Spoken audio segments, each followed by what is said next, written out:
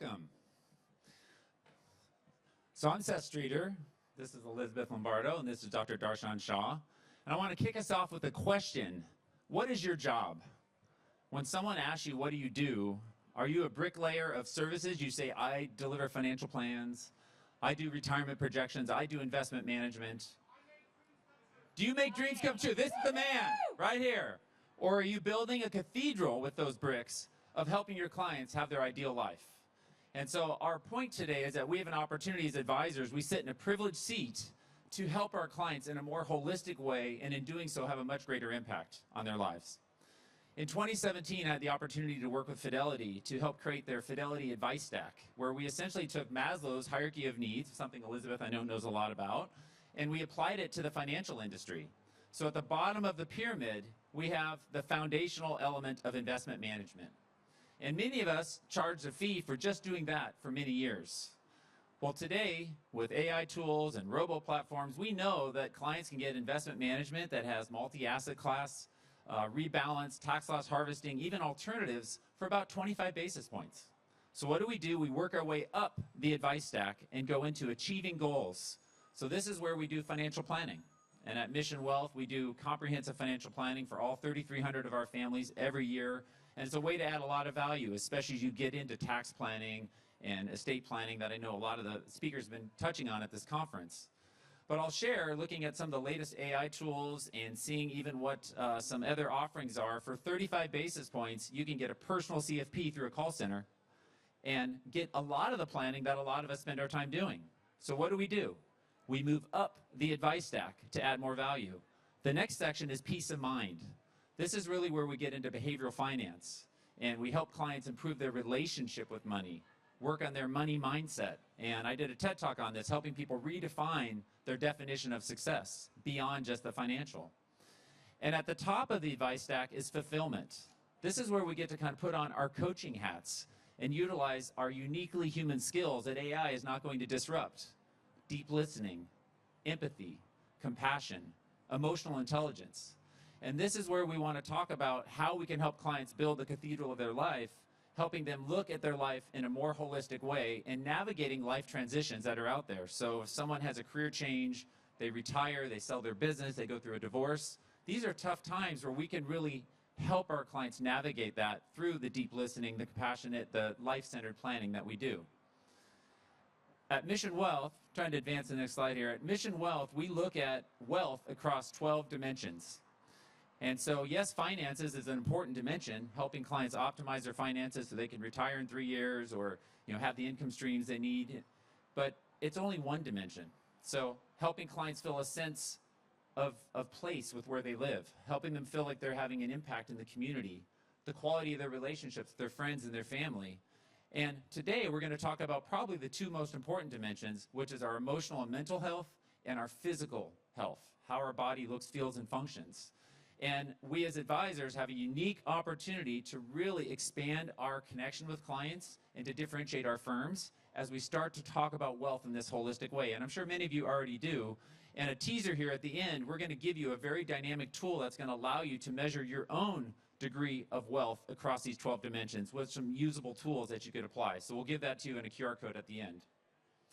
So this quote says it all by Confucius: a healthy man wants 1,000 things, a sick man wants only one. And so clearly health is wealth. So just by a show of hands, I just want to ask 3 questions. Have you or a loved one dealt with a major health issue, physical or mental, in the last year? Okay, thank you. Second question, have one of your clients dealt with a major health issue in the last year? I think pretty much every hand. Last question is, are you currently looking to adopt healthier habits with exercise, nutrition, mindset to improve your personal health or longevity? Pretty much all of us, right? So clearly this is a relevant topic. We're here to learn, and I'm really happy to have 2 incredible experts with us on stage. So I'll do a brief introduction, and I'll have them share a little bit about themselves. Dr. Elizabeth Lombardo is considered America's most trusted psychologist. She's been on most of the shows, Today's Show, Good Morning America. She's a best-selling author of 3 books. And Shaquille O'Neal calls her his head coach for happiness. And then Dr. Darshan Shah is a board-certified surgeon and also a noted author as well. He earned his medical degree at age 21, so quite impressive. He's been quite the student. And he's been involved with over 20,000 surgical procedures, and he's the founder of a health optimization longevity center called Next Health, which is a national firm. So maybe just to kick off, Elizabeth, just give us a minute about your background and kind of what your greatest passion is. So I started my career as a physical therapist and just realized how much psychology goes into our physical well-being. What we talk about, even though he's focused on the body, I'm more focused on the mind, it's really the same thing. I went back and got my degree in psychology, and now I help people really optimize their mindset to operate at peak performance. You know, there's a lot of talk about mental health these days. I had someone tell me the other day, I don't have mental health. Here's the thing, if you have a body, you have physical health. And if you have a mind, and most of you do, you have mental health. So when we're looking at mental health, we're not just talking about pathology, we're talking about what's going on up here. Everything that goes on up here impacts what goes on out there. If you can't control this, you're not controlling this. Yeah, and I focus on the other part of this, which is the physical health. So I'm a doctor, probably like many of you have doctors as clients, and I found myself 10 years ago making a lot of money, but in the worst state of physical health that I was ever in my entire life. So 10 years ago, I switched my entire career from surgery to doing what's called functional medicine. Have you guys heard of functional medicine? Anyone?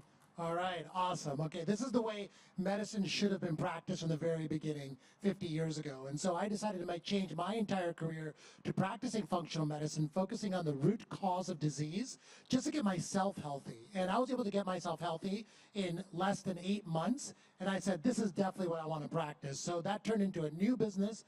I went away from doing surgery into functional health, founded Next Health, which now has over 30 locations opening all over the globe. And we focus in on the basics of health to get all of our clients healthy in a span of less than a year, and how to maintain that over the course of the rest of their lifetime so they don't get any of the chronic diseases. And that's my passion today. Amazing. So what I thought we would do, since we have financial terminology we're so used to, is we would take 6 financial concepts and apply it to our health and well-being. So starting off with prevention, you know, we have the whole saying, people don't plan to fail, they fail to plan. And so I'll kick it off with you, Darshan. How does this tie into our physical health? Yeah, absolutely. So if you look at functional health, which was what I was just talking to you about, is really all diseases have their roots in a few common illnesses. Things like metabolic health, things like your exposure level to toxins, your mitochondrial health. We talk about these things, and they're like new terms that are just coming out, but all diseases have these root causes. And we've done an incredible job at treating disease, adding life to our years. Our lifespan now is 70 years old and is going to exponentially grow, I think. I think we're going to be living longer and longer. There's data out that now shows that our children born today, 50% of them will live to live to 100 years of age, which is just incredible. But what we've done a really bad job at is adding health span to those years. Health span is a number of years that you spend actually healthy and vibrant and be able to, recognize friends and family members and move around and travel. We spend the last 20 years of our lives unhealthy and more in just home and not moving around. We want to add that health back to our years. And you do that by focusing in on, at a very early stage in your life, your 30s and 40s, on the root causes of disease, therefore preventing chronic disease. And from a financial standpoint, as planners, I know a lot of us, when we do our eMoney or Money Guide Pro, Monte Carlo simulations, we look at age 90, 85. How many people say 90, 85 is kind of the age? We probably should be starting to test out at age 100, even plus, as longevity and health span continues to improve, and making sure our clients don't run out of money as they're living longer. So when you think about prevention, Elizabeth, what comes to mind for you with mental health? Yeah, well, it's interesting because oftentimes people will address their mental health when pathology comes in, when people are depressed and anxious. Why are we waiting for that? There's so much that we can do. There are more medications than ever before. There are more therapists out there than ever before. There are more mental health issues out there than ever before. I would contend that we are going about mental health the wrong way. What we need to do is to really learn specific skills of how to rewire our brain so that it works for us instead of against us. Absolutely. So now let's talk about debt management. That's something we help clients with. Having a business loan or a tax advantage mortgage, that can be really helpful debt. Having too much high credit card debt, that's really becomes an albatross and is really a tough challenge on debt management. So when we think about debt management, I'll start with you, Elizabeth. What comes to mind for you as you're managing debt when it comes to our emotional and mental well-being? What comes to mind for me is this concept of the red zone. I call it the psychological red zone. Not the football red zone, the psychological red zone. And the red zone is when you experience high levels of distress. Now, distress in psychology it's the negative aspect of stress, right? There's positive stress. We've all thrived under stress, but distress is when we have stress we don't want. It's any emotion you don't want. Anxiety, fear, worry, guilt, shame, anger. And distress goes on a continuum, as you can see from here, 0 to 10. The red zone happens when you're at a 7 out of 10 or higher. And when you're in this red zone, and we all have gone there before, so quick show of hands, how many of you have ever said or done something you later regretted? Yeah, what'd you do? I'm kidding, don't tell me. But if you weren't under the influence of perhaps alcohol, it's probably because you were under the influence of what this diagram is, which is your limbic system, the fight or flight mechanism of your brain. When we go from the green zone, where we're using your frontal lobe, rational thinking, when we get into the red zone, that limbic system, the fight or flight mechanism takes over your thinking, and so we can't function the way we want. We either fight, we're irritable, we're angry, or we flight, right? We avoid, we procrastinate, we numb ourselves out. And when markets are crashing, we've definitely seen plenty of clients in the red zone. We know what that's like. How about for you, Darshan? Yeah, the whole concept of debt just brings up health. If you just think of it, it's kind of like a bank account. And every day you're making positive and negatives into this bank account, right? And so we all know, like, some days there's a lot of negatives. Maybe who had more than 2 drinks last night after they arrived here, right? That's probably a -1. But then if you wake up early the next day, go for a walk on the beach, that's a positive one. So if you're looking at your day-to-day life in these collection of positive and one in your health routines, you can start stacking up positive health day after day. And health is really a day after day routine. Routines are the basic fundamentals of what you need to have mastered to achieve optimal health. And if you create a routine every day, maybe it's a morning routine, maybe it's a night routine, or both, where you're putting a few positive ones in every single day, those will exponentially grow over time. So look at your health in that same way. And with our clients, if we want to be an advocate for helping them build their best life, we can help support their health goals as well. So doing +1s with them. So I do a lot of walking appointments with clients. Who says we have to sit at a boardroom, at a table, at a desk all the time? Go out and walk with them, or ask your clients about their health and their diet and their goals. Maybe they want to run a 5K. Hey, did you sign up for the 5K? Did you buy the shoes? Did you hire the nutritionist? Did you get that extra massage you said you wanted? So we can be advocates for our clients on these +1 choices that they make each and every day, and even tie it into our financial plans. And Money Guide Pro even has questions now on health goals. So being able to incorporate that just helps bridge some of these broader conversations. So let's go to diversification, one of our favorite topics. Of course, we talk about multi-asset class strategies. We talk about diversifying income streams in retirement.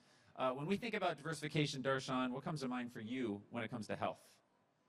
Okay, so this is a topic that I talk about every day with my patients. So, there's so much health information out there that I think people get a little bit of paralysis by overanalysis. And so what I really try to get people to understand is your health can really be reduced to these 12 topics, and they're in 4 categories. And I do this because I'm sure wealth management is kind of the same, right? So there's a lot of different things out there that you could choose from. So I try to hone people in on, you have the basics. We all know the basics: nutrition, movement, and sleep. That's one category, and we focus on that first, and we honestly put a lot of our energy there, because once you focus your energy on those 3 topics, all the rest of this will improve. The second topic is where Western medicine thrives, but we want to get preventative. We want to prevent dying from the leading causes of death, which are heart attacks, Alzheimer's disease, metabolic syndrome, and cancer. That's heart health, brain health, and immune health. Once we have those kind of off the table, we then focus in on functional medicine. Functional medicine, doctors are experts at hormonal health, gut health, detoxifying your life, and stress and emotional health, the things that you talk about. And lastly, once you have all that down, we can try in some of these new longevity technologies. People, are talking about things like sauna and cryo. That's all comes at the end once you have all these other aspects kind of mastered. And so this is how I try to really hone in on where we're going to make the most difference and start where the most difference can be made. And at the QR code at the end, Darshan's generously given us an assessment that allows us to kind of plan our life across these different dimensions, and also some biomarkers that we'll want to be aware of. So for you, Elizabeth, when you think about diversification and maybe neural pathways, what comes to mind? Yes. So if you think about every thought you have are just nerves firing in a certain pattern, and we have a video to demonstrate this. There's a saying in psychology: nerves that fire together wire together. When you have a thought, you're more likely to have it again and again and again. And the question is, how helpful are those thoughts for you? If we can find thoughts that are more helpful for us, then that's going to help us thrive more. And I'll give an example. I wrote a book called From Entitlement to Intention, Raising Purpose-Driven Children. It's geared towards families with significant wealth who are concerned about how their children are going to react to that wealth. If the mindset is, how am I here? How is the world here to serve me? Well, we know what that's going to be like, right? Entitlement. And here's the thing. We know that interacting with someone who's entitled is miserable for us. Let me tell you, it's miserable inside of them too. So instead, if we could diversify that kind of pathway that's in their mind to how am I here to serve the world? How am I here to share my gifts? How am I here to be fulfilled? Not only is that individual going to be happier, not only hopefully will it not go shirt sleeves to shirt sleeves, but they're going to be thriving and really helping in the community. So I have a video that I'm going to share, and I would love to have Elizabeth share with us the analogy you gave of walking through the field of grass, because I heard that once and I love it. So here's the video. Here's our you video. Can hear, describe what they're seeing. So these are thoughts. So these are nerves that are firing in a certain pattern. And, again, if you have a thought, you're more likely to have it again and again and again. If I said ABC to you, most of you would probably start singing the alphabet song, right? Why is that? You didn't come out of your mama's womb singing the alphabet song, but you heard it over and over. It became hardwired. So the analogy I use is if you think of a tall field of grass and you walk across that field and you make a pathway. If you make a pathway, what happens to that grass? It gets patted down, right? The next time you're more likely to take that path again and again and again. And eventually there's no grass there. That's what happens. This is really important. So this is a reminder to think of our health. That's what happens when we have a thought that becomes a belief. It becomes so automatic, it's that path of least resistance. When we take a new path, that grass gets patted down. That's like saying an affirmation, something positive. But what happens? The next time you take the path, you're going to take that path of least resistance. So our goal is to take the new path with emotion, stop taking the old path so that we can diversify what's going on up there. Thank you. Darshan. Yeah, I was going to just say on this too, this is exactly the same neurobiology that happens for habit forming. Your brain wants to conserve energy, right? So when you're doing something over and over and over again, your brain will strengthen those neuronal connections so that you don't have to think about it. Like how many of you had driven to work and you're like, how did I get here in the first place, right? That's exactly the same neurobiology that's happening. So I try to give people that come and see me little habits that they can do over and over again that'll make it automatic. One of the best ones I like to give to my patients is first thing in the morning, don't pick up your phone and instead walk outside and expose yourself to the sunlight and the outside environment. That's going to set your chronobiology for the day. Just that little change can have a massive impact on your life. And it's so easy to change that kind of who reaches for their phone first thing in the morning. Like I did it for many years. Just put your phone in the bathroom instead. So you create that little bit of space. So instead of going straight to the bathroom, maybe you walk outside and then you have a little bit of space before you grab your phone. Completely changes your stress and anxiety levels for the rest of the day. I will say there's research out of Harvard that shows that listening to the news for 3 minutes first thing in the morning increases your chance of having a bad day by 27%. When you first wake up, that's when your brain it's like a sponge, right? Think of a sponge. You put it in water, it absorbs the water. You wring it out and put it in milk. What does it do? It absorbs the milk. It doesn't say, I don't do dairy, right? It just absorbs it. And your subconscious is such a sponge in the morning. I think about, the eighth wonder of the world, as we call it, compounding interest. And we think about these plus ones, these minus ones, these healthy habits, these negative habits, how we have such a compounding effect. Just like when someone saves early and they get the compounding effect of savings, it's the same thing with these choices. Every day there's such a compounding effect when it comes to our health and well-being. So let's get to budgeting. So budgeting is something that we have a lot of fun working with our clients on, understanding income, understanding expenses, how they can live their current lifestyle, how they can save for future goals. When it gets to budgeting, what comes to mind here? What comes to mind here? Yeah. What do you think about with budgeting? When I think of budgeting, I think of how can you really optimize where you are. We're all busy. Darshan was talking about creating habits and really looking at, a quick question, like how many of you have woken up and thought, I forgot to brush my teeth for the past 6 months? Nobody does that because it's such a habit. And so in looking at budgeting, what kinds of things can you do during your day? Who has 90 minutes every day to do yoga? No, but we can get outside. We can take some deep breaths. We can be with loved ones. And I have a 3x5 that I share with my clients.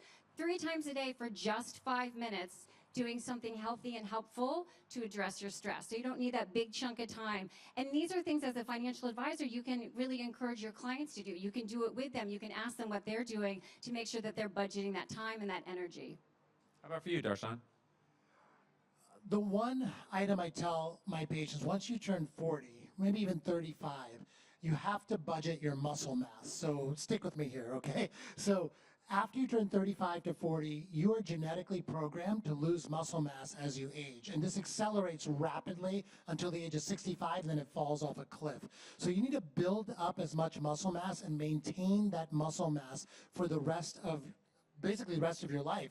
And the way you do that, well, the reason that's important is your metabolism lives in your muscle.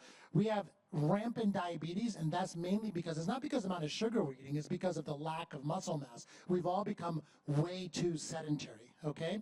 So the way you budget your muscle mass is right now, it doesn't take that much time, but it's the routine. It's doing 2 to 3 days a week of training basically along your muscle mass and making sure that you're keeping your muscle mass intact for later on in life.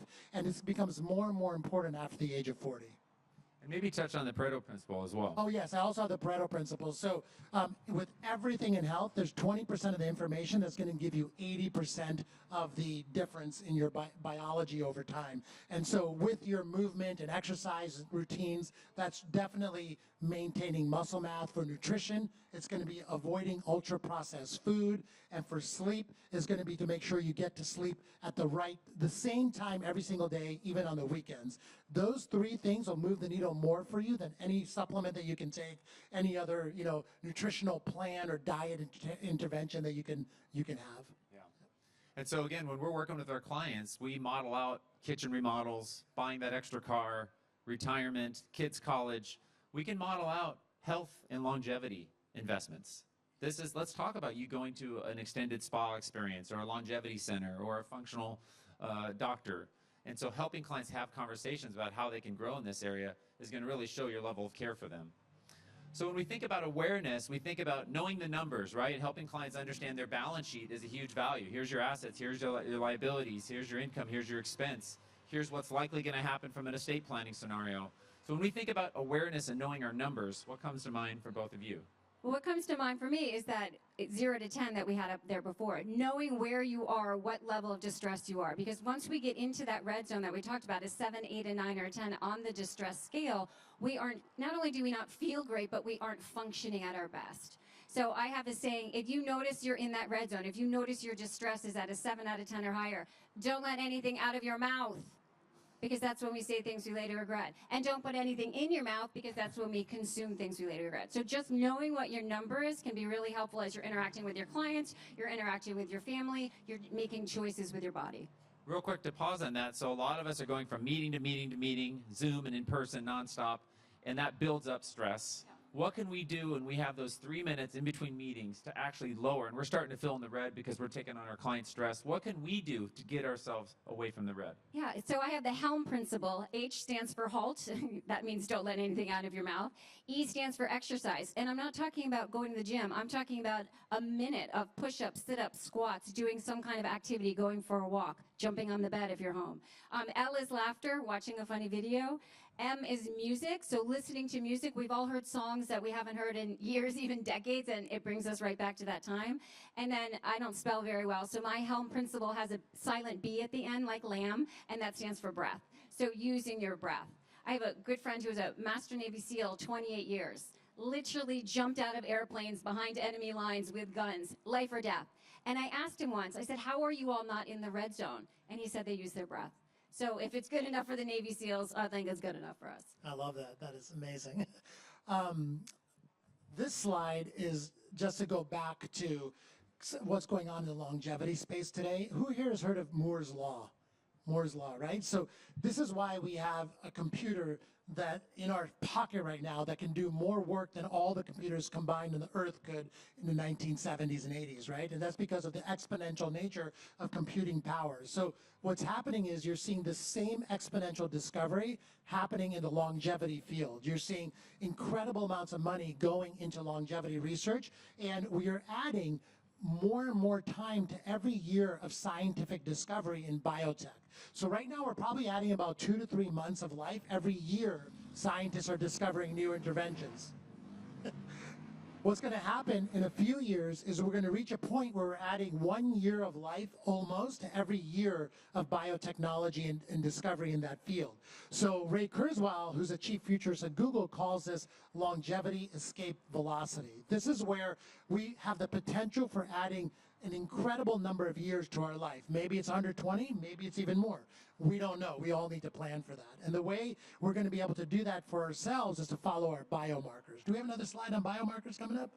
We're going to give it a link at the end. Okay, great. So I'm going to give you a list of biomarkers. It's so funny. Like, I have so many clients that come in that are CEOs, that are financial advisors, and they're looking at every single cell on the spreadsheet of what's in their bank account, right? And what asset classes do you have any clients like that, maybe, right?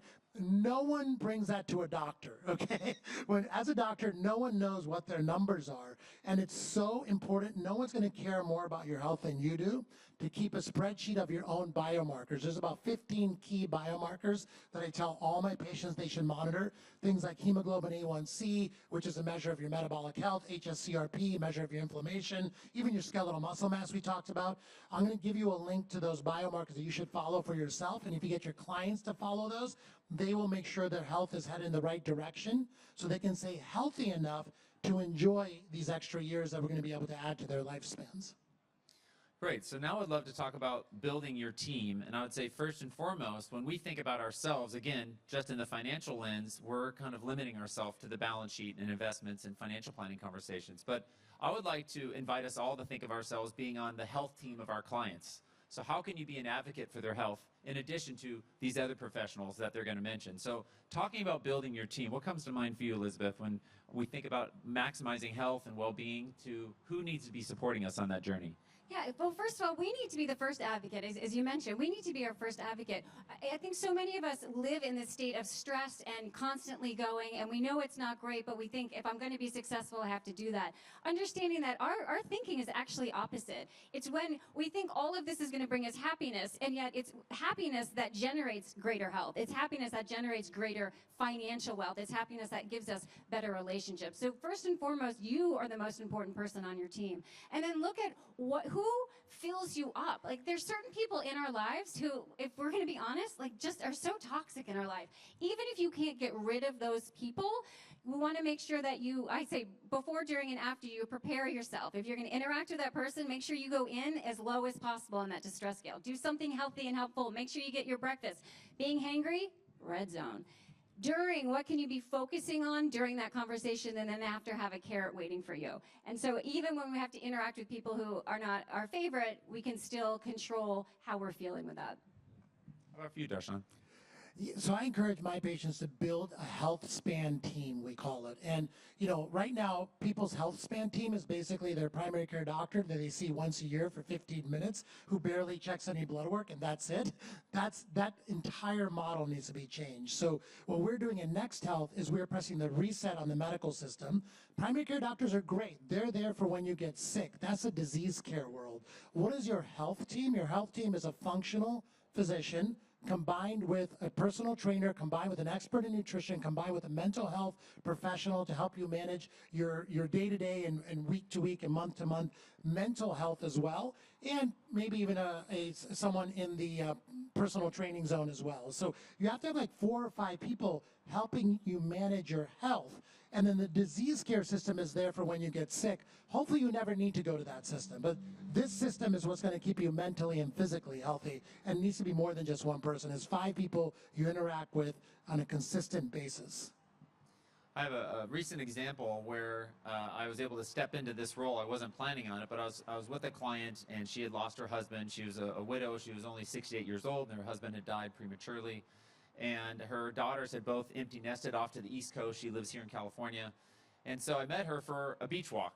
And so we were taking a beach walk, and we were going to talk about kind of her financial planning goals. She has a business also.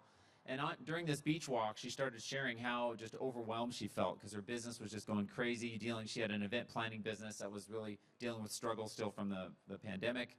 And she was feeling a lot of loneliness, from her daughters being gone and from losing her husband. But she felt like she had to just keep going and going. And, at first I went there prepared to talk to her about, hey, you've got more than enough money, you're going to be fine, you can, do the kitchen remodel that you wanted to do. but that clearly wasn't what she needed. So I just listened. We walked on the beach, and I started to ask her, what are things that bring you joy? What do you mean? Well, what brings you joy? What lights you up? She goes, well, I love when I do morning journaling. I go, how often do you do that? Well, not that much. Okay. And she said, I love to host dinner parties. I love to cook, but since my daughter's left, I don't do that as much. And I love to meet my girlfriends and get together, and they did yoga, and they used to go get together coffee walks. So she shared some of these ideas, and then I told her a little bit about the numbers, because I was like, I still have to talk about our business. And then I went back to my office, and I thought about her, and I thought about what I could do for her. So I gave her a top 10 joy list, and I just typed it out, made it kind of graphically designed pretty. I had it laminated, and I mailed it to her with a handwritten card and just said, hey, don't forget these daily joys. And she called me back. She put it on her mirror. She said, that was like the most thoughtful things. I needed that so much. And I know we all do these little touches. She has told that story over and over again. She has brought us referrals over and over again because she felt seen, she felt cared for. And I know we all do these things as advisors, but just thinking again, kind of with our heart, going from our head to our heart a little bit more, and finding ways to give back to our clients' health and well-being is going to really create a deeper bond and make you more referable and help differentiate your business. So maybe we can talk about mattering. Well, let's talk about mattering. As you were talking, that's exactly what it was. She felt like she mattered. So there's a concept in psychology called mattering, and when we feel like we matter, we feel like we add value to others and others add value to us. It's a very critical component that buffers mental health issues like anxiety and depression, because when we feel like we matter, that mental health issues really go down. But it also impacts our physical health. There was an interesting study looking at nursing home residents. They gave all of the nursing home residents a plant, and half the nursing home residents, they said, don't worry about the plant, we'll take care of it, you just enjoy it. The other half, they said to the residents, you're in charge of this plant. You got to make sure it gets water, it gets the sun. They followed the nursing home residents. And that second group who mattered to that plant lived 18 months longer. Like mind-body connection right there, right? And so when we really help our clients feel like they matter, when we really, share with our friends and loved ones of how they matter, when you yourself identify how do you matter in a very purposeful and fulfilling way, that's going to help your emotional well-being, your mental health, as well as your physical health. I just, a friend of mine is Dan Buettner, who's the Blue Zones guy. He's written books on the Blue Zones. People live over age 100 in these 5 parts around the world. And he just did a talk about how the one common link they all have in common across all the Blue Zones is gardening. They get up and they garden, and maybe it's being mobile, maybe it's touching the dirt, or maybe it's just like, hey, I've got this plant to care for, to look forward to. There's a mattering involved with that. So Darshan, when it comes to health and well-being, we've got a pretty astute group here who are doing a lot of the basics. On your wheel, they're doing like the first, say 1 to 6 things pretty well. As someone wants to start optimizing to the next level, what do you usually recommend? Let's say they have a pretty decent diet, and let's say they have an exercise routine, and they're getting decent sleep. What can we do to start to elevate beyond knowing our biomarkers? Like we have an anxious group here, or a bunch of learners. What are some next steps we could tangibly take? Yeah, I would say, I think a lot of us feel like we're healthy, and in reality, we're a little bit deluded. We don't really know, right? And so the only way you're really going to know is to get a set of blood work, understand what they mean. Like I said, we have that QR code with some of the important ones there that you really need to kind of know what they are for yourself and understand what they really mean. And then kind of dive in more on the education that's out there. We live this incredible world of podcasts and education on the internet. Understand the main reasons why most people die, right? It's metabolic health, it's inflammation, it's cardiac disease. Those are topics that there's great information out there for you to take in and know how this applies to you, because each one of you is an N of one, I call it. Each one of you is an individual. Things are going to affect your body differently than it affects everybody else. So don't worry what the big studies showed. Just figure out how are these biomarkers working for you and really know what direction you want them to go in and what optimal is. That's another thing on this sheet is what is the optimal range, not just when you're in a disease, okay? And aim for optimal. That's what you want to do. So check frequently, just like you do your financial statements. Check your biomarkers frequently. I think that's step one. Take personal responsibility, learn, and understand what your numbers are.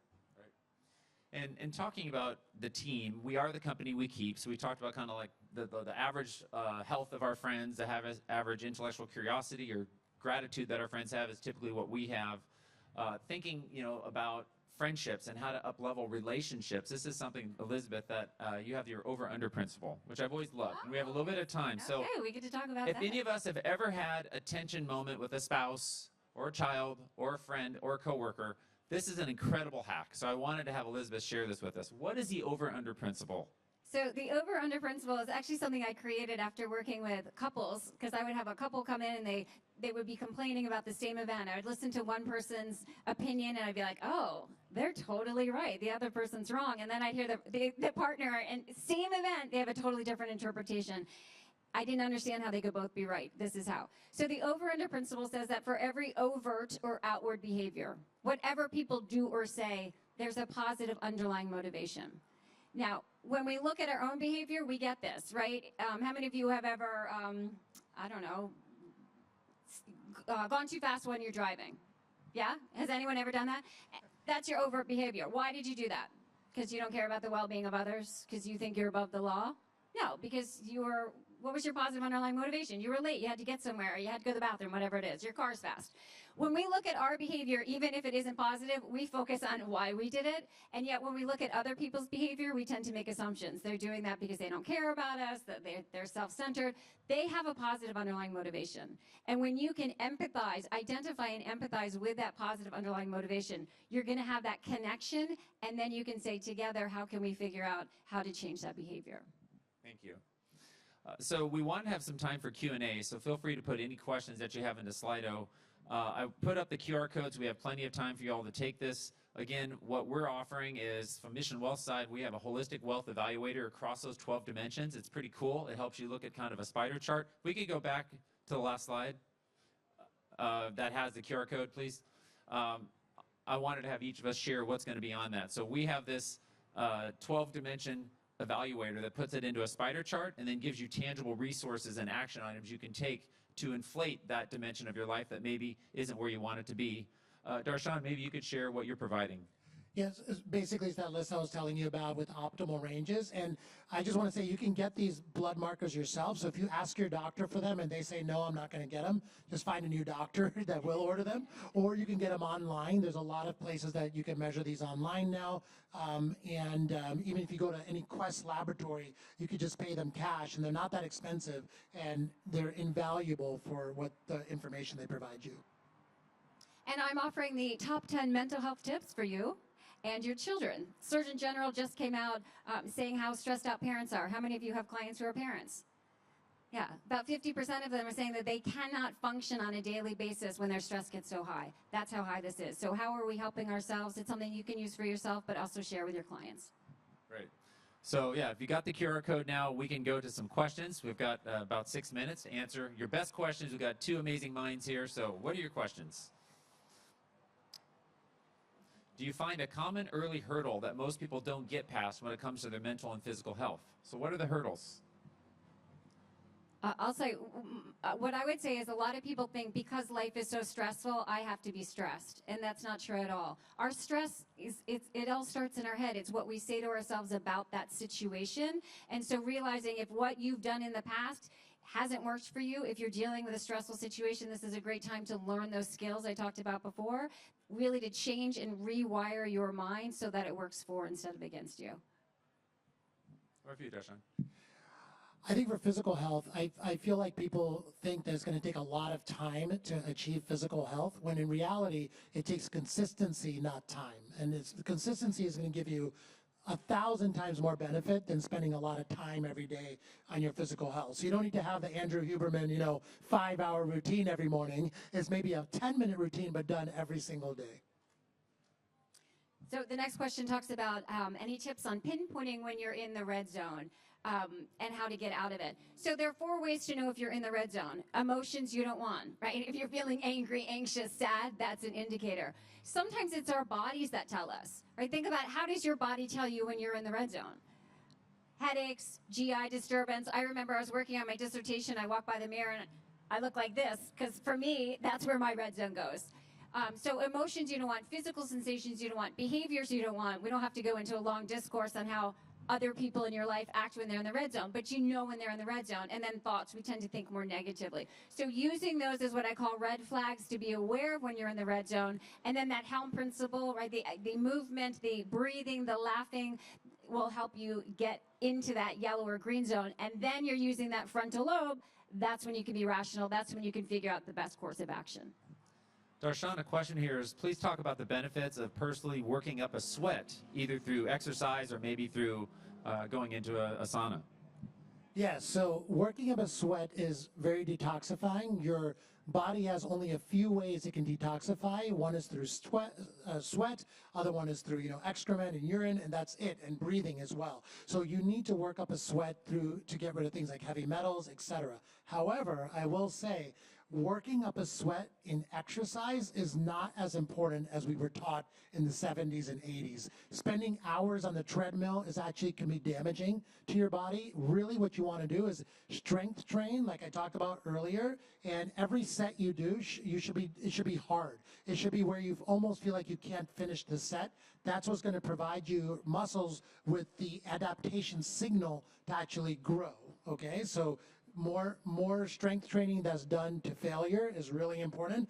And then in your cardio, you want to do a more zone 2 cardio, which is where you are doing things like hiking and getting outside.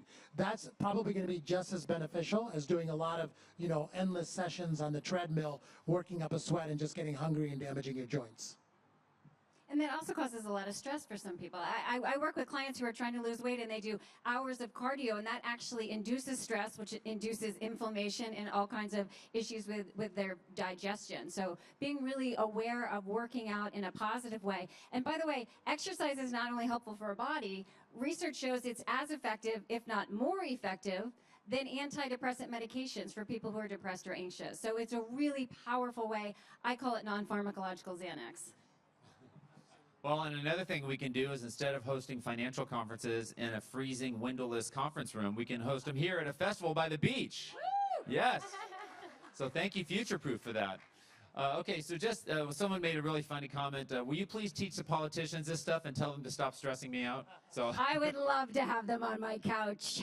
Exactly. So maybe we can just do 30 seconds closing remarks. What's something you'd like the world to know, Darshan? What's something you would like to share beyond what you've shared that people need to know when it comes to their health? That's a good one. I think it's never too old to get started. So if you feel like, you're just beyond getting started, it's too late for you, that is absolutely not true. I turned my health around in 8 months, and I was 45 years old. I did it for my dad, and he's 80. He's completely a different human after putting just a few little things in place. You're never too old to get started. And I think, too, pulling onto what you were saying before, it's starting those little habits. So, yes, stress is part of life. It's not that we're going to get rid of stress, but what are you doing on a regular basis to really help yourself out? What that does is two things. It decreases that number we talked about on the distress, but it also empowers you. It makes you realize that you do have control over what goes on within you, even if we can't control what goes on out there. Reminding ourselves to smile more. So when we do those breakthrough meetings, let's start with a smile. The first time we see each other, let's smile and just see how that goes and see how that makes us feel better. Just for me, is I'm just very passionate about using the privileged seat we have as advisors to make a significant impact in our clients' lives. And yes, we do that in all the ways we provide financial security for them, but we also can do it in ways we help them build that cathedral of their ideal life. So if we see our job as being an expanded job where we can really make a significant impact in clients' lives, that's going to make us get up with that extra boost of energy. That's going to help us show up more pure for our clients to make an impact for them, and they're going to feel that difference. So here's to us expanding our jobs to thinking beyond just finance as being all that we deal with, and knowing that we can really make a significant impact. And with that, we'd like to thank Darshan and Elizabeth for joining us today. And thank you and all. hope you all have a great conference.